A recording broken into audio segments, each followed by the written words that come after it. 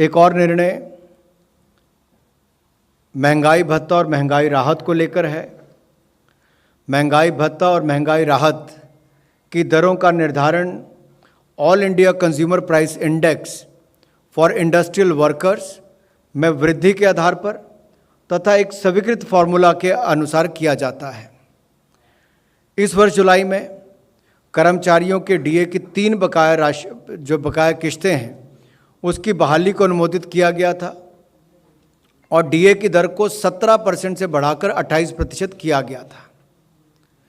आज इस क्रम में जो निर्णय लिया गया है कि केंद्र सरकार के कर्मचारियों को 1 जुलाई 2021 से देय महंगाई भत्ता और जो पेंशनर्स हैं उनको महंगाई राहत में 3% की वृद्धि करते हुए इसे वर्तमान 28% से बढ़ाकर 31% किया गया है। इससे जहां एक और 47,14,000 सरकारी केंद्र सरकार के कर्मचारियों को 47,14,000 केंद्र सरकार के कर्मचारियों को और 68,62,000 पेंशनर्स लाभान्वित होंगे। इस पर कुल खर्चा प्रतिवर्ष 9,488.74 करोड़ रुपये आएगा। ये निर्णय आज किया गया है। इससे हमारे लाखों कर्मचारियों को और पेंशनर्स को लाभ मिलेगा। धन्यवाद। Thank you, sir. We will now take questions based on cabinet briefing only. Number 58. Sir, cabinet में इस 2 फैसले के अलावा क्या वैक्सीनेशन 100 करोड़ की संख्या पार करने के मुद्दे पर भी कोई चर्चा हुई? मुझे लगता है पूरे देश में ही आज चर्चा है, क्योंकि दुनिया में भारत ने वो मुकाम हासिल किया है। देखिए, बड़े बड़े देश, विकसित देशों में भी जिस तरह से वैक्सीनेशन को लेकर ड्राइव शुरू की गई, लेकिन भारत जिस मुकाम पर पहुंचा है, 100 करोड़ नंबर अपने आप में बहुत कुछ कहता है कि चाहे बर्फीले पहाड़ों को पार करके जाकर, नदियों को पार करके, दुर्गम क्षेत्रों में, पिछड़े क्षेत्रों में जाकर जिस तरह से वैक्सीनेशन ड्राइव को हमारे डॉक्टर्स ने, लैब टेक्नीशियंस ने, नर्सेज ने, पैरामेडिकल स्टाफ ने और इससे मुहिम से जुड़े हुए लोगों ने जन जन तक पहुंचाने का काम किया है, वो अपने आप में एक बहुत बड़ी उपलब्धि है। और दुनिया आज भारत की ओर देख रही है कि 100 करोड़ का आंकड़ा पाना एक बहुत बड़ी उपलब्धि है। पिछले साल शायद इस समय के दौरान कोई सोच भी ना रहा हो कि क्या होगा, लेकिन चंद महीनों के अंदर 100 करोड़ का आंकड़ा पाना अपने आप में बहुत कुछ कहता है। और जो लोग कल तक ताली और थाली पर मजाक उड़ाते थे, उनके सामने भी आया है। जो लोग कल तक भारत की वैक्सीन के ऊपर प्रश्न खड़ा करते थे, उनके लिए भी जवाब है कि हिंदुस्तान की जनता ने अपने वैज्ञानिकों पर, मेक इन इंडिया पर विश्वास भी किया और वैक्सीन ने भारत के करोड़ों लोगों की जान बचाने का काम भी किया है। 106. Sir, can you just repeat, like, from when will the DNS allowance be effective and what is the annual cost on the government for this increase?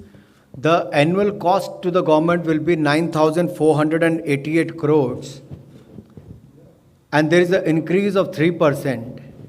And if you look at the last increase, that was increased from 17 to 28%. Now it has further increased by 3% from 28% to 31%.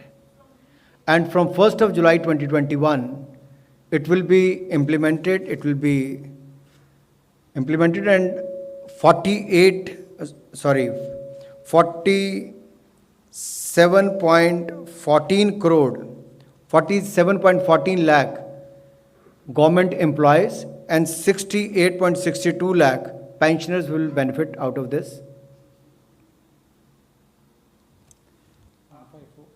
154.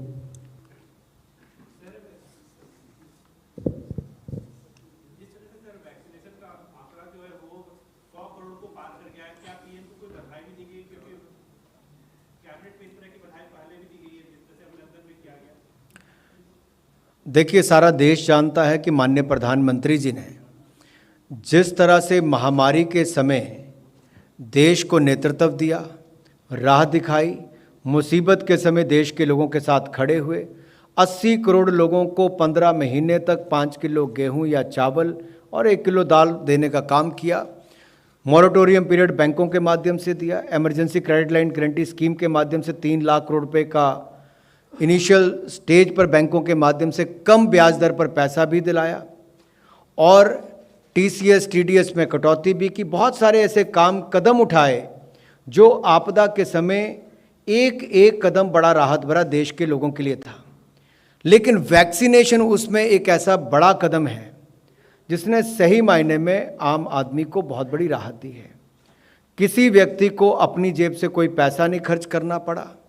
पूरे देश के 18 वर्ष से ज़्यादा की उम्र वाले लोगों के लिए, हर राज्य देश के हर कोने के लिए वैक्सीनेशन उपलब्ध भी करवा कर दी गई और ये एक बड़ी उपलब्धि है।